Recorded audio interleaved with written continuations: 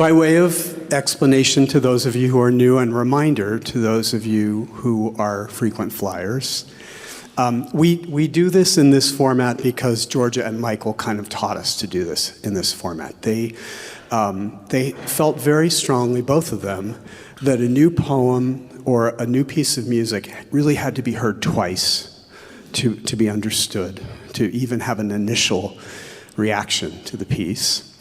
And they also felt that one of the things that was helpful, and remember that Georgia and Michael brought new music. Georgia, the number of pieces of new music that were written for Georgia or inspired by Georgia are in the dozens, if not the hundreds. But they brought new music to audiences that were used to pieces that they had heard before, and in many cases had heard over and over again.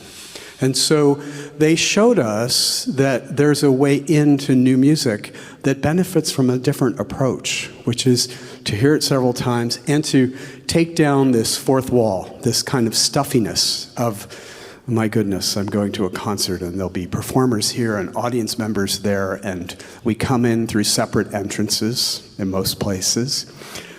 The idea is to do away with all that. And Georgia in her speaking, and Michael in his speaking, but especially in his writing, had a kind of hospitality that would bring people into new music and welcome them into new music. And so that's why we do this format where we play the piece, we talk a little bit, and it will be your conversation with the performers. I'll get us started, but then I'll try to get out of the way so that we have time for your questions. And then we'll hear the piece again, and then we'll take an intermission. We have a composer with us here, which most of my life I've played. I bet for those of you who are players as well as audience members, it's relatively rare that you go hear a piece of music and the composer's there with you. So we get to ask him all kinds of questions. And I'm going to start with a question my dad asked me 2 months ago. My dad is 95. I've been a musician for 60 of those years. I thought that my dad has asked me everything he could possibly ask me about music. He's asked me hundreds of questions about music. 2 months ago, he asked me a question that stopped me dead in my tracks. It was as though I had been hit by a train. And he said, "Carl, where does the music come from?" And I had that moment that parents have when their kid says, "Mommy, where do babies come from?" Which has two components. One is, how did I not think this question would be coming someday? And the second component is, why don't I have a slick answer ready to go? And none of those were true. So I did what a parent would do in that situation, which is I grabbed for the nearest fire extinguisher, which was, "Dad, we have composers. Composers give us the music." And he folded his arms and looked at me like a 9-year-old that was trying to get away with something and said, "I know we have composers. I mean, where do they get the music?" I gave him an answer that I've only found as a very old man, which is, I don't know. Never used that answer as a young man, but I use it all the time now. I don't know. But I'm going to ask Stefan not to respond for all of humanity for all time, because that's a huge question. But I do want to know from Stefan, we know from so many composers that they have a specific practice which varies widely by composers. Edvard Grieg, the Norwegian composer, had a little hut by a stormy body of water where he used to go then the music would come to him in that place. And if you look at every composer, there's a kind of a different practice, different era, different country, different time, different type of music. But if you were to answer the question, how does the music come to you? Where does it come from? How do you get it? What's your practice? That's such a loaded question.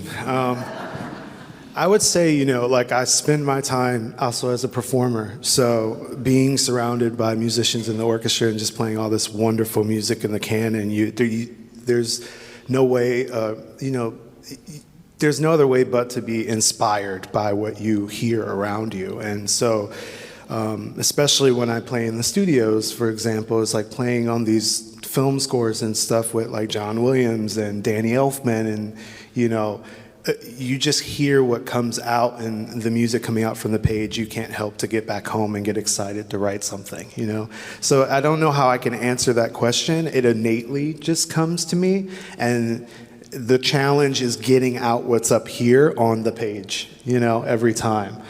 Because what you hear in your head sometimes is very difficult to put on the page. And so I think that's the struggle most composers have, is like, the music just naturally comes to you, but can you produce it, effectively? Your music, I know from your resume that you've done a lot of writing for film and for video-oriented music. But your music strikes me as just cinematographic all the time. This wasn't written for film, but I swear in the last scenes I could see the wagons moving west. I just see cinema. Yeah, are all of your processes? Are you cinematic in the way that you conceive of music, whether it's text or actually writing for a film? Yeah, I think I've always been drawn to tone poems in general, even the classical repertoire. So like in programmatic pieces, Pines of Rome and, Roman Festival, and these grand works that, tell a story orally, to me it engages the listener more than just a formulaic, technical exercise of, A, B, A, C, format. I like to use my music to tell a story. And so between concert music or film music, that's kind of the thing that's in the foreground most of the time.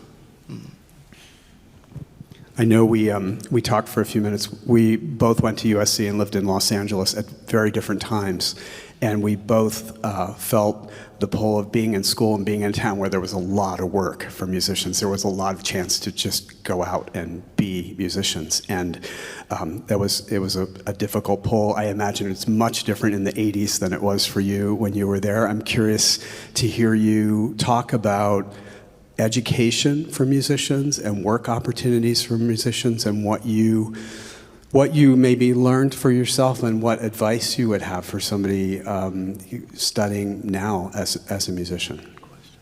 It's interesting because my original trajectory was, I want to be a full-time member of a professional orchestra that's a full-time orchestra. And I worked my butt off to get there, and I ended up landing a job in the Hollywood Bowl Orchestra, which is awesome, which opened up the doors to playing in the recording studios for soundtracks, which is what I presently do now aside from writing. So at that time, I was kind of pulled in grad school at USC because I had I think I had a recital left to do and maybe an exam, but work was constantly calling, and I had this dual, what do I do? Do I stay and get this paper, or do I get the paper? And I decided to get the paper. And that just opened up a huge amount of opportunity for me. And even going to DePaul University, I studied in composition and performance there. My alumni friends back there, Joe, he was a horn player, worked in the music lab with me, and followed my journey this whole time. It's he knows that my original route of writing was something was kind of like a side thing. I loved writing, but I really wanted to be a performer, and it wasn't until the pandemic that, when the stages closed and the concert halls closed and there was no performance work, what do you do? And I'm like, hey, I write. Why don't I tap into that? And then I started writing, and there was a director, Cameron Johnson, who hit me up for this short film called She Dreams at Sunrise that Tribeca Festival was producing, and he's like, hey, I want you to write the score. I'm like, let's do it. So over the course of a few months, I wrote the score, and that basically launched my career. Now, I've been scoring films since 2006 in my dorm room at DePaul, but it wasn't until 2020 that it turned into a full-time thing.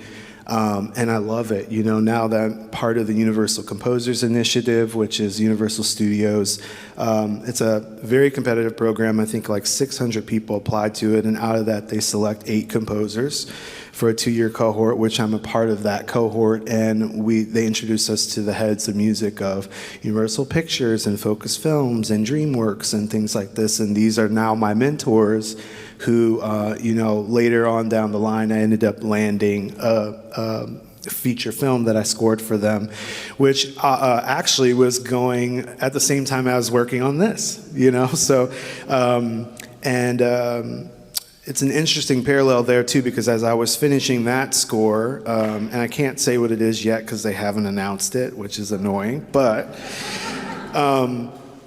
the fires happened in January, and we were directly affected. You know, I was in the Valley area, but I have colleagues who are in the Palisades, Altadena, all these areas, and it was just like being launched into an apocalypse out of nowhere, trying to finish deadlines, packing up your entire recording studio, putting it in your car, at a moment's notice having to leave everything behind, you know. And I have scores and tons of music that I've written there that I couldn't pack everything up. So it's, you know, this piece came to me throughout that process, and it was very therapeutic. And so even so, like, it's very tonal in a sense, and especially the ending is very, you know, I would consider maybe a Copeland ripoff, but I'm hugely inspired by Copeland and the Americana sound, and I felt like it was the most appropriate to use, especially for the text there, and how I was feeling at the time of like destruction and, sorry.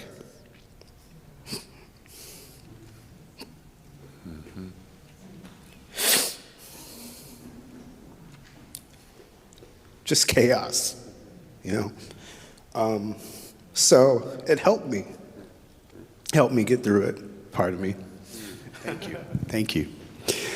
We have a second mic. Let's get the second mic warmed up. Where is that? Liddy has it. And we'll draw the audience in at this point, either to ask questions of our composer, of our performers, your observations. Thank you. First, that was amazing, incredibly powerful and beautiful. Enjoyed it very much. And there's so many questions, but I won't ask them all.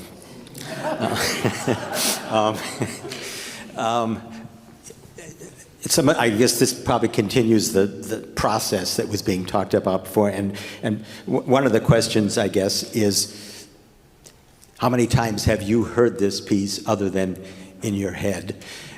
And then to follow that, in talking about the process, I thought I once heard a radio interview with a composer. It might have been Libby Larsen, but I can't say for sure. And I thought she kind of said that the music sort of came to her all at once, and the process was writing it down, as opposed to, in your case, is it that way, or does the music unfold as you write it? And like some novelists say sometimes, does the music sort of take over and lead you in directions you didn't expect to go, or do you sort of know where you're going when you begin? I would say D, all of the above. It just really depends. Like, you can't control it. And so the biggest thing is, like, I am a huge fan of using my voice memos app on my phone, because if something comes to me, I'll be in an airport, I'll be in a session or whatever, and I'm like, I have to get this down. And it's like, it may be the rudimentary ideas of it, but like just hearing that and playing it back, my brain's able to flesh all the orchestration out of just that one theme. And so I just have to make sure I get those ideas down, so when I do get back to my studio, I can actually work everything out. But yeah, it's really, the process is all over the place, to be honest, you know? You just have to take every melody, and so I have like a huge sketchbook at home where it's like anything that comes to me goes in there, and honestly, it's helped me tremendously on film scoring gigs. If I ever have, you know, writer's block, I'm not sure where I'm going, I'm like, where are all these heroic themes that just keep popping in my head? And I'm like, that works perfect for this film, and then more ideas come out of it. So it's just like building that arsenal helps you throughout the process to just, you know, develop more and more and more material. Yeah. Have you heard this before, other than in your head, or was it first? Well, I mean, I usually work with like soft, they call them virtual instruments in my studio, and a lot of times for film music, we have to produce scores. A lot of times, you guys have heard movies that don't even have real players on them, you know, because the sample libraries are so excellent nowadays, and if you're very good at programming them, it can sound very realistic. I do not prefer that. But that is just the state of the industry of where it's been going. I'm a huge, person of like, we need to have live instruments all the time. So I've heard it in that form, but I didn't really hear it live until I came, yesterday? Yesterday was the first time I heard it, and yeah, beautifully executed by these wonderful musicians, your musicians, yeah. So, and it was I was kind of tearing up during the rehearsal, which I was like, I need to go get a little air trying to play it off, but it's that last theme is like, even though it's so, like, I feel like we've all heard it, even though it may be like original, it kind of hits that place in your heart, and the harmonies within that, stems from my time in the church, growing up as a church boy, playing in the worship band, and there's just so much that's in this piece that's, beside the poem. So hopefully that answered some of your questions. Other questions? Yeah. Given all your classic training and also playing and composition, do you end up improvising? And if so, on piano, viola, saxophone? I wish I could play sax, but yeah, a lot of times things come to me just sitting down in my studio and improvising. So it could be like chord progressions, or it could just be thematic material, or like sub melodies and like crossing them together and things like that. Sometimes playing viola too. Like I'm a big fan. I love to improvise on viola, and I love to write my own kind of like cello suites type stuff. So when I'm warming up, I'll kind of do my own. It's kind of like Lillian Fuchs' caprices or anything. You know exactly what I'm talking about, yeah. Or what's his name? Max Rager. Yeah, Rager as well. It can happen sometimes, and I did actually write a caprice for my old teacher Rami Salmano, who's no longer with us, but it's called what is it called? Caprice Baroque or something. I can't remember what it's called, but it's kind of like a homage to Bach in solo Bach style with a little mix of Paganini, and the ending's a little too adventurous that I probably would never try to attempt, but maybe you could. I don't know. I'm going to ask, you truly took us on a journey in the piece. It feels almost to me as though you're sort of rooting us in this dark night of the soul where we start in a minor and then there's redemption and transformation on the other end of it. And so I just wonder, as you're going through the composition process, did you compose in a linear fashion from start to finish, or did you start perhaps in certain places and then come to the beginning? That's a good question.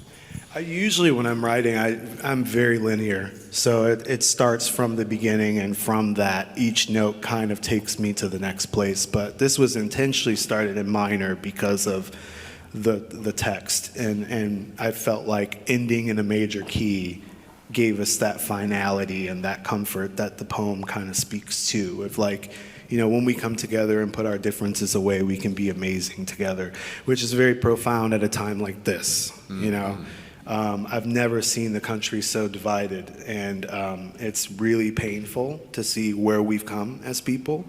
And I'm not going to expand more politically, because I know we all have different views in this room, but what we can agree on is that we are, one people together, and we should lead with love more than division. And I think that's what this...